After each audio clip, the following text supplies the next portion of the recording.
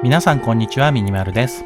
人体をうまく描くのに避けては通れない人体解剖学。しかし、学とつくとなんか難しそう、見なかったふりをしたい、避けて通りたい、別に知らなくてもいいんじゃないとなっちゃう皆さんこんにちは。そんなあなたに人体解剖学をパーツごとに分けて簡単解説、コンパクトに短い動画にまとめてプレゼント、頭のてっぺんから足の先まで人体すべてを解説していきます。こちらの動画は医学的な見地に基づいた解剖学の解説ではありません。ドローイングやイラストを描く際に基盤となる知識をざっくりと簡略化して全身を理解していくことが目的です。筋肉のフォルムや肌の表面に目印となって現れる骨に注目してご覧ください。それでは始まります。今回は腹部と骨盤を学んでいきたいと思います。腹部の筋肉はお腹の前面にある腹直筋と側面にある腹斜筋です。腹斜筋は前回胸部の解説で登場した前鋸筋とこのように噛み合っています。背中側では脊柱起立筋が頭部から仙骨までつながっていて、前面の腹直筋と対をなす働きをしています。大胸筋の下部から恥骨までつながっている腹直筋は単純化して覚えると銃弾のような形をしています。この辺りがいわゆるシックスパックと呼ばれる腹筋ですが、一番下のへそがあるあたりのラインから上に行くに従って角度がついていき、山形になっていきます。硬い骨の肋骨と骨盤をつないでいる腹直筋は体をねじったり折り曲げたりした時にもこのように柔軟に形が変化します。その肋骨胸郭部分と骨盤を両脇でつなぐ位置にあるのが腹斜筋です。まるで胸郭という屋根を支えている2本の柱のような位置にあります。ここに胸郭と骨盤を単純化した立方体の箱を書いてありますが、ねじったり折れ曲がったりしてもやはり腹直筋と同じように柔軟に変化しています。背中側のこのピンクの部分は脊柱起立筋です。こちらはアメリカンドッグのようなフォルムをしています。前回までの胸部の筋肉と今の腹部の筋肉を組み合わせると胴体の形をある程度描くことができます。大胸筋、僧帽筋、前鋸筋、広背筋、腹直筋、腹斜筋です。脊柱起立筋は僧帽筋や広背筋の深部にあるのでこの図では見えませんが、背骨の両側に盛り上がったラインが広背筋の上からでも確認できます。次は骨盤です。骨盤は複雑な形状をしているのでこのまま覚えるのは大変ですが、後で単純化して簡単に覚えられるように解説しますので安心してください。このように下側が狭い台形のような形をしています。真ん中にあるのが恥骨結合、人間の股の部分です。骨盤の上は腸骨と言いますが、この部分には前に出っ張った部分があり、痩せている人などでは皮膚の上からでも確認できる大事なランドマーク、目印になりますのでよく覚えておきます。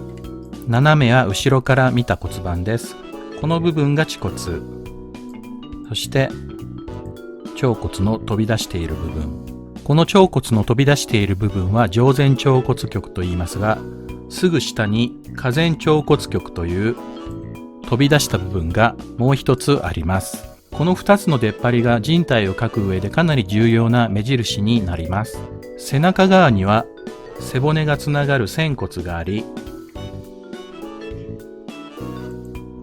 このメガネのような部分は座骨です。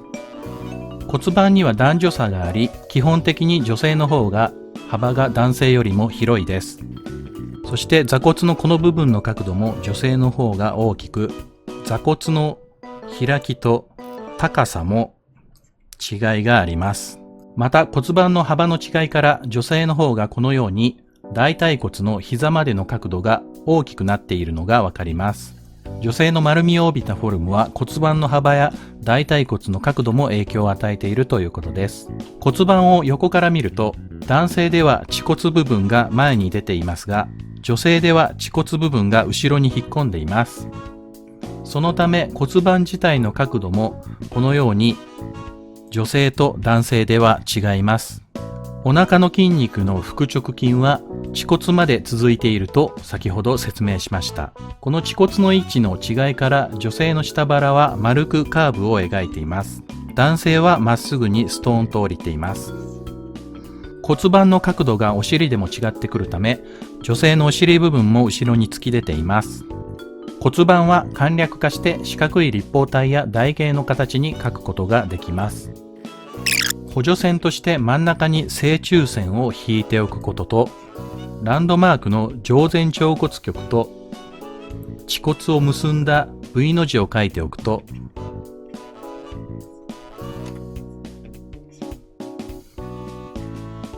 人体を描くときの前段階として役に立ちます。お尻側では仙骨の位置を補助線で決めておきます。たらい状にしたり、四角や台形にしたりと簡略化の方法はいくつかあります。胸郭も同じように単純化して覚えておきましょう。ここでも目印となるランドマークがあります。胸骨と肋骨の下部です。このように胸骨までの短い箱にしてもいいし、肋骨も含めた長い箱にしてもいいでしょう。大事なのはランドマークです。主要なランドマークの位置を覚えて簡略化していくと、より本物らしく骨格を理解して書いたり、筋肉の位置を決めやすくなります。ここに書いてある簡略化した胸郭と骨盤を見ると、いろんな角度に変えたりねじったり折り曲げたりというポーズが容易にできることがわかると思います。人体解剖学を理解した上でランドマーク、目印となる部分を把握して人体のパーツを単純化していきましょう。今回は以上です。骨盤に付着するお尻の筋肉は足と密接に関係しているので、次回以降の足の解説と同時に学んでいきたいと思います。今回の動画がお役に立ちましたら、高評価、チャンネル登録よろしくお願いします。ちょこっと人体解剖学はパーツごとにシリーズ化していきますので、その他の部位もよかったら見てくださいね。それではまた次の動画でお会いしましょう。バイバイ。